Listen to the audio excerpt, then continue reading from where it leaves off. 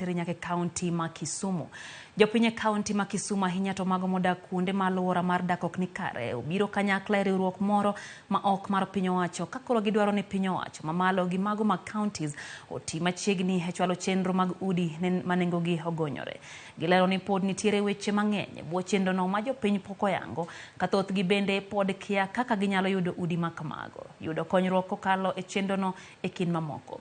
Gichano loso romo mag galamoro ma koro biro kelo kanyakla jodito e piny owacho mamalo kod ma counties mondo mi gichiw ler matut ne jopiny ewi chenro mar gero udi ma nengogi yot.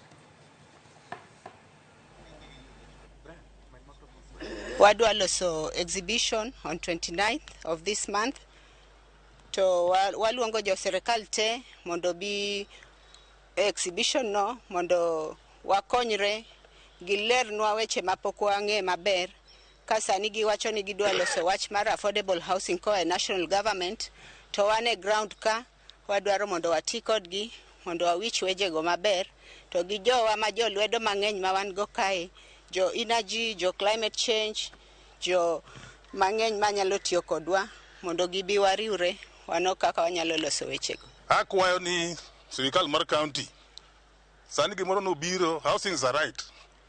Gimoro no biro ni evaluation roll. Jopiny ok winj gini maber. Ting'e ratiro mar dhano nyaka ibedi kumiaye kumidake.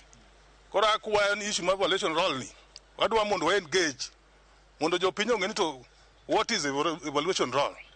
Mondo kata ko biro kata koda chulo ni rates mabiro to biyo yo makare. Platform kata budho mwaloso kochakre tarik 29 nyaka 2 Disemba ni owinjore kendo ni kare mondo sirkal mamalo gi sirkal mapiny ochopie mondo giler ne jopiny kuonde mago mapod ok obedo maler mamono jopiny goyo okang' giwegi kata gi kaachiel gi sirkal agenda mar keto udi makare.